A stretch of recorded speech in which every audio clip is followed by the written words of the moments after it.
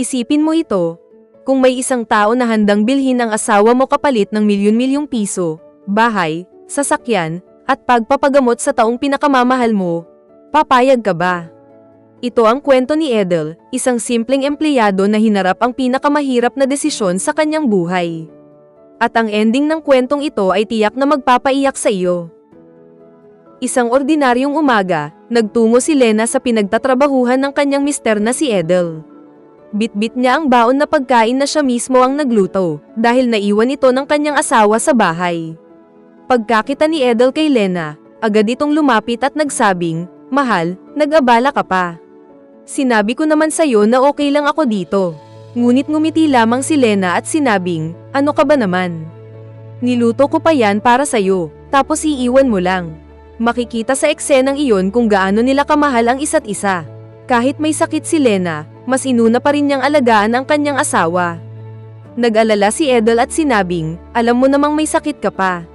Sana nagpahinga ka na lang sa bahay." Ngunit ang sagot ni Lena ay simple ngunit napakabigat. "Mahal, asawa kita. Malamang aalagaan kita." Habang nag-uusap ang mag-asawa, biglang dumating ang amo ni Edel. Agad siyang ipinakilala ng lalaki. "Ma'am, asawa ko po si Lena." Magalang namang bumati si Lena at nagsabing aalis na rin siya agad. Tahimik lang na pinagmasdan ng amo ang dalawa habang papalayo si Lena. Parang may kung anong tumatak sa kanyang isipan.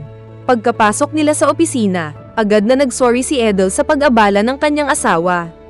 Ngunit ang unang tanong ng amo ay, "May sakit ang asawa mo?" "Opo, ma'am. Cancer po." Sa isang iglap, nagbago ang takbo ng kwento. Tinitigan siya ng amo at nagsabing, "Ako na ang magpapagamot sa kanya." Halos hindi makapaniwala si Edel. "Talaga po, ma'am. Napakalaking tulong po nito sa amin. Maraming salamat po." Ngunit ang kasunod na sinabi ng amo ay tila kidlat na tumama sa kanya. "Gusto mo ng bahay, sasakyan, maginhawang buhay para sa kanya?" "Opo, ma'am. Ibibigay ko ang lahat, pero may kondisyon." Huminto ang oras para kay Edel. "Bibilhin kita sa kanya." Napayuko ang lalaki. "Gwapo ka, gusto kita. Minsan lang ako magkagusto sa isang empleyado, at ikaw iyon. Pamilyado ka nga lang, kaya bibilhin kita sa asawa mo. Kapag pumayag ka, bibigyan ko siya ng marangyang buhay. Basta ako ang mahalin mo." Parang gumuho ang mundo ni Edel. "Ma'am, hindi ko po yata kaya iyon. Mahal na mahal ko po ang asawa ko. Ngunit hindi pa tapos ang pagsubok. Aanhin mo ang pagmamahal kung mamamatay siya. Gusto mo ba siyang mamatay dahil wala kang pera?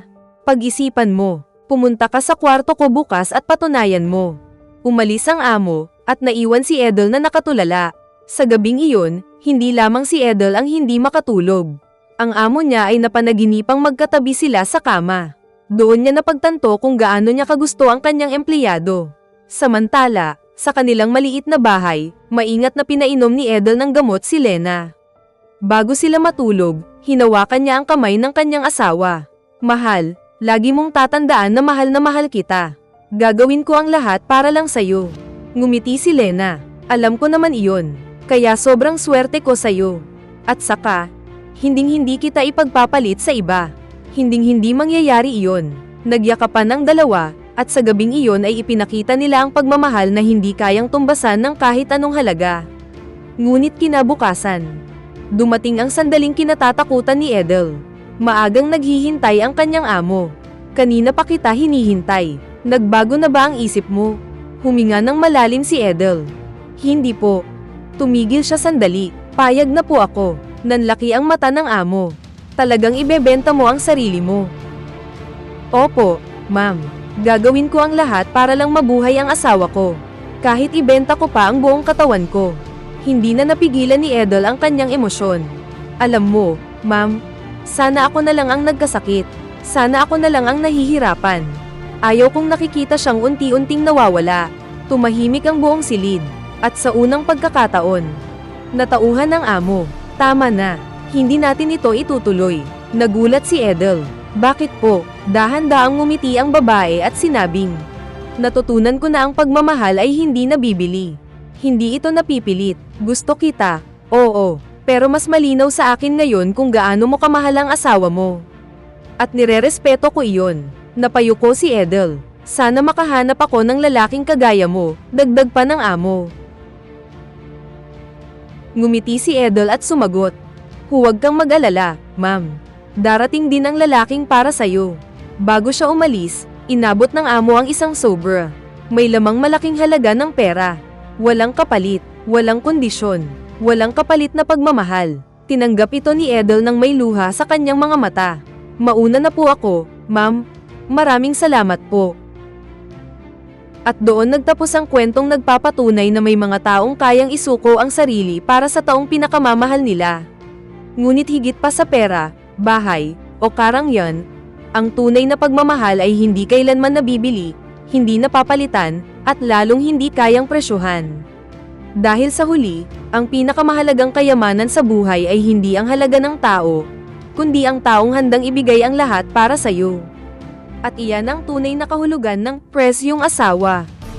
At dito nagtatapos ang ating recap. Kung nagustuhan mo ang ating video, huwag maiyang mag-like sa ibaba. Maraming salamat po.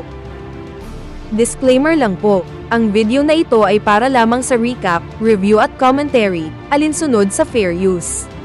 Wala kaming pag-aangkin na mga larawan, eksena o tunog mula sa pelikula.